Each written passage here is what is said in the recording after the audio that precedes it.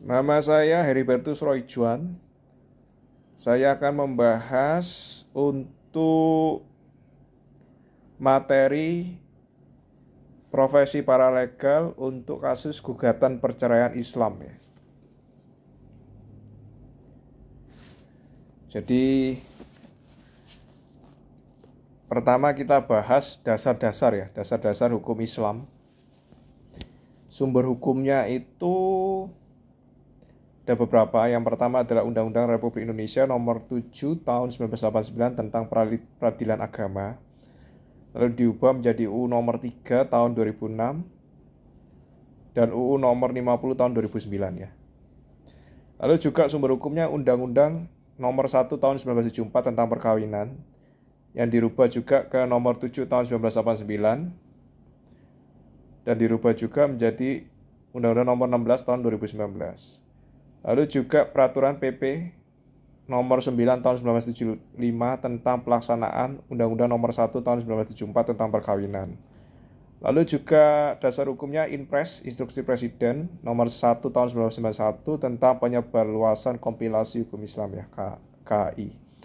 Lalu juga dasar hukum putusan MK Nomor 46 Tahun 2010, putusan MK Nomor 69 Tahun 2015 dan putusan MK Nomor 22 Tahun 2017. Nah, perkawinan ini bisa putus karena ini ya, kematian pertama, kedua perceraian, ketiga atas putusan pengadilan.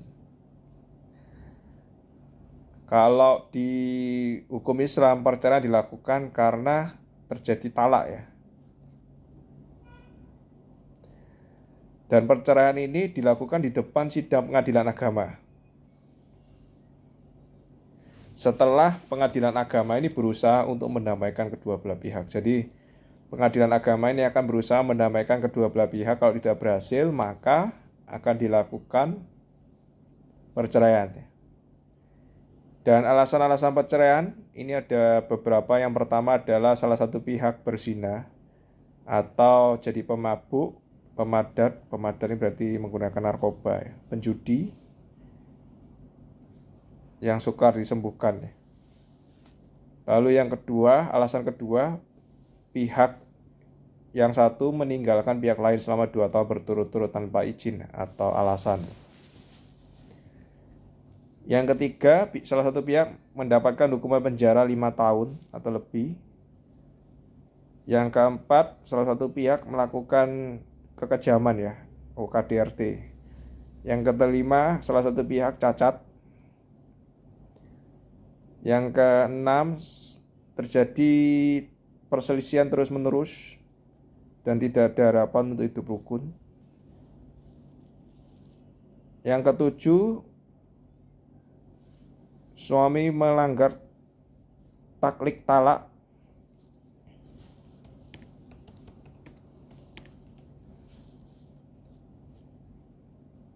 Taklik talak itu apa? Jadi taklik talak itu perjanjian ya, perjanjian diucapkan oleh suami waktu akad nikah ya, setelah akad nikah, yang dicantumkan di dalam akta nikah. Jadi taklik talak itu adalah perjanjian yang diucapkan suami ya setelah akad nikah, yang dicantumkan di dalam akte nikah. Itu alasan yang ke-7 ya. Alasan ke-8, murtad ya.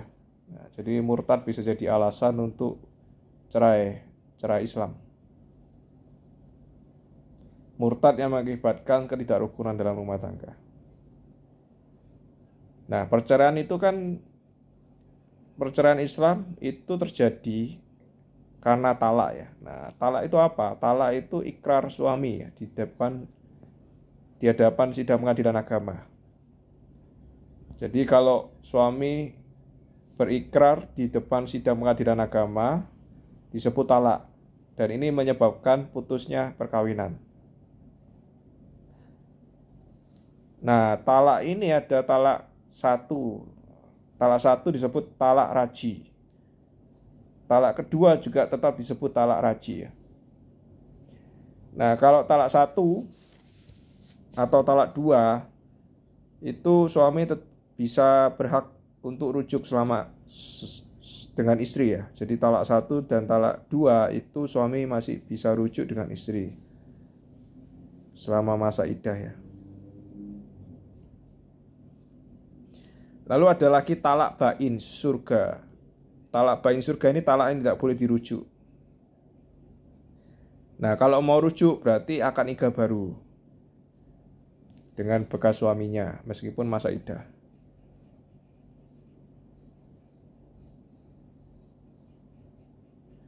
Talak bain surga ini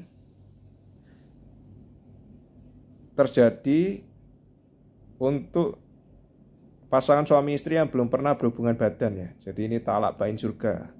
Talak ini tidak boleh rujuk.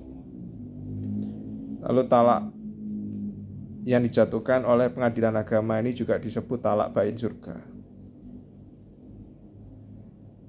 Nah, talak pertama tadi kan disebut talak raji, talak kedua juga disebut talak raji, talak ketiga baru disebut talak bain surga. Talak bain kubra ya. Jadi talak bain kubra ini talak 3. Nah, kalau sudah 3 kali ditalak berarti tidak bisa rujuk dan tidak bisa dinikahkan kembali. Bisa nikah kalau sudah nikah dengan orang lain dulu, cerai,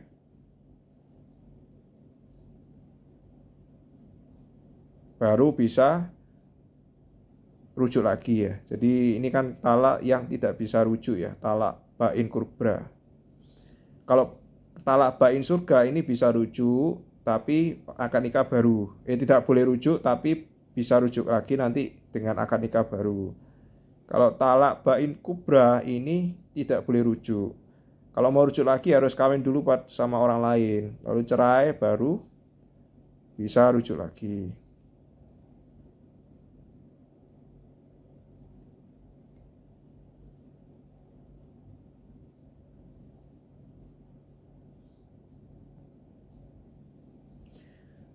Perceraian itu dihitung pada saat ini ya, dihitung sejak dinyatakan di depan sidang pengadilan.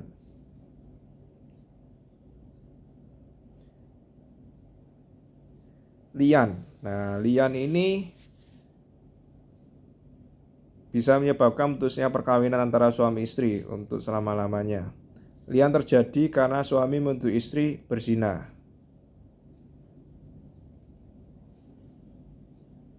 atau mengingkari anak dalam kandungan atau sudah lahir anak dari orang lain. Istrinya juga tidak mengakui. Nah, ini disebut lian ya. Lian bisa menyebabkan putusnya perkawinan antara suami dan istri.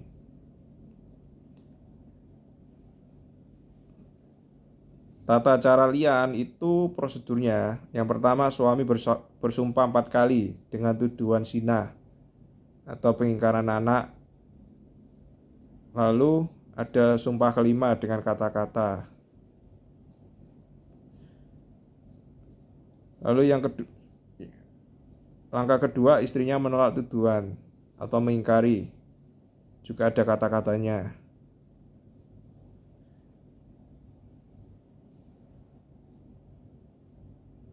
Nah, itu ya tata cara lian, ada tata caranya ya.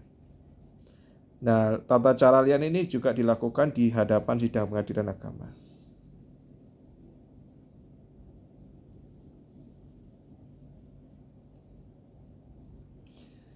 Kalau misalnya itu perceraian secara lian. Kalau perceraian secara talak itu dari suami ya, suami yang bercerai. Suami yang meminta cerai. Berarti suaminya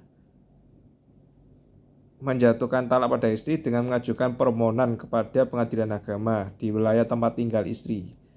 Jadi pengadilan agama kalau suami ingin bercerai secara Islam, maka di pengadilan agama di tempat tinggal istri dan alasannya, alasan-alasan yang sesuai tadi ya, alasan-alasan yang diperbolehkan. Nah, nanti pengadilan agama akan mengabulkan atau menolak ya. Atas putusan pengadilan agama itu bisa diminta ada upaya hukum ya. Upaya hukumnya di pengadilan agama adalah banding atau kasasi.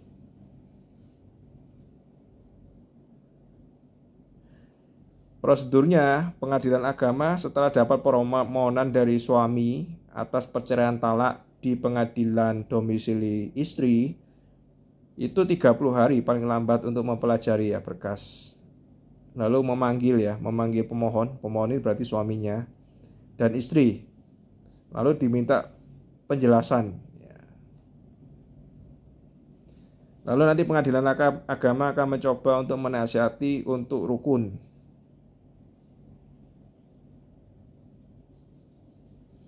Kalau dicoba untuk rukun tidak bisa hidup rukun lagi.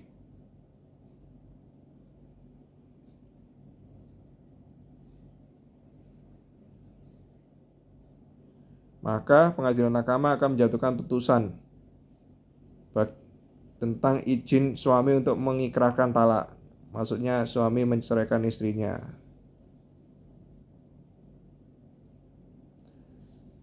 Nah, nanti suami akan mengikrarkan talaknya di depan sidang pengadilan agama, dihadiri oleh istri atau kuasa hukumnya. Lalu langkah keempat,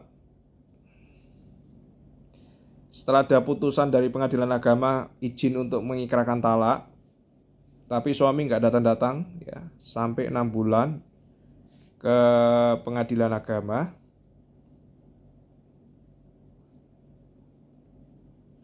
maka hak suami untuk bercerai itu akan gugur dan perkawinan tetap utuh. Jadi tidak jadi bercerai.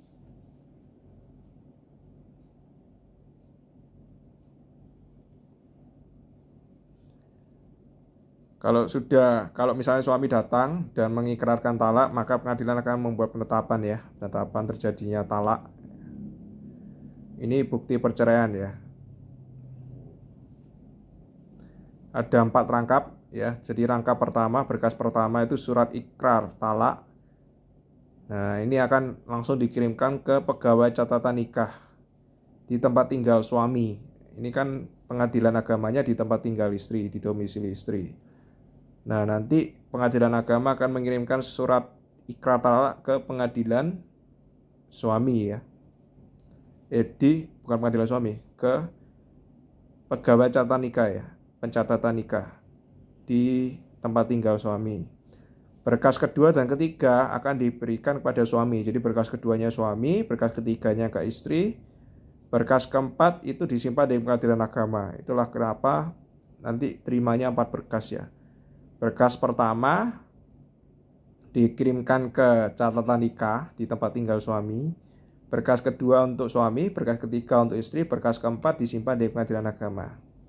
Itu kalau tata cara perceraian yang diajukan oleh suami. Sekarang tata cara perceraian kalau diajukan oleh istri menurut hukum Islam, pengadilan agama. Nah, kalau yang dari suami itu perceraiannya disebut dengan talak ya. Kalau istri itu disebut dengan gugatan perceraian.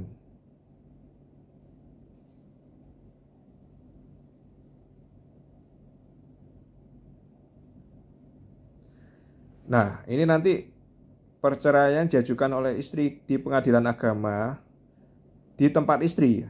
Jadi pengadilan agamanya mengikuti tempat di mana istrinya berada.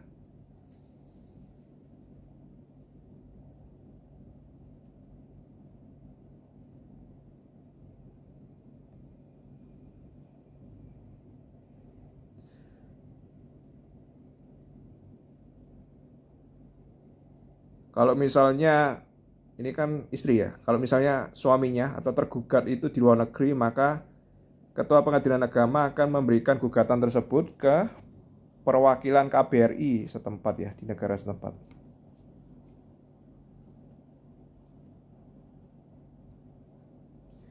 Nah, sekarang alasan-alasan ya. Alasan-alasan untuk istri menceraikan suaminya. Yang pertama adalah salah satu pihak itu selama 2 tahun berturut-turut tanpa izin dan tanpa alasan itu ya sudah pergi ya, meninggalkan pihak lain 2 tahun berturut-turut.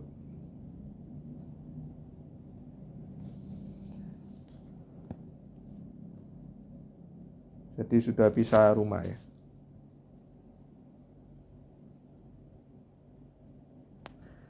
Lalu juga ada menggunakan alasan terjadi perselisihan dan pertengkaran dan tidak ada harapan untuk rukun lagi.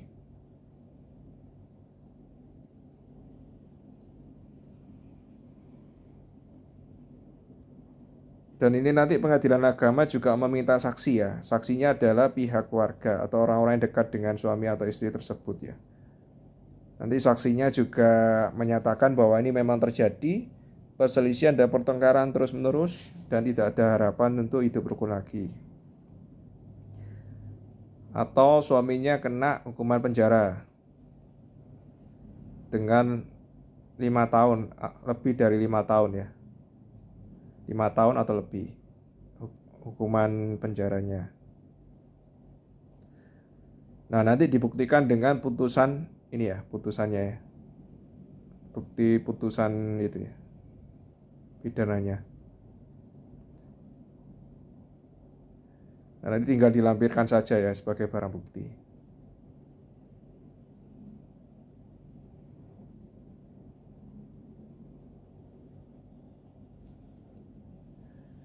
Nah, selama berlangsung gugatan perceraian, nanti kalau misalnya ada pertimbangan hakim bahwa ini bisa berbahaya, bisa terjadi KDRT, maka pengadilan agama bisa mengizinkan suami istri itu tidak tinggal dalam satu rumah.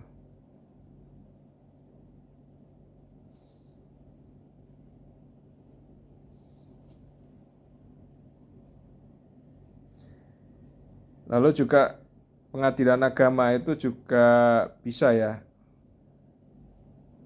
bisa mengajukan ini ya, bisa menentukan di gugatan perceraian itu bisa ditentukan nafkah yang harus ditanggung oleh suami,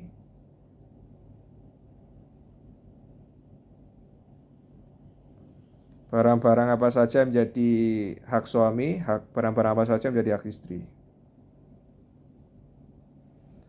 Kalau misalnya waktu perceraian ada yang meninggal, berarti gugur ya perceraiannya.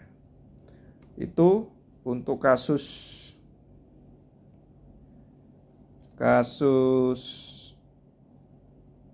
penanganan kasus gugatan perceraian secara Islam. Terima kasih, sukses selalu.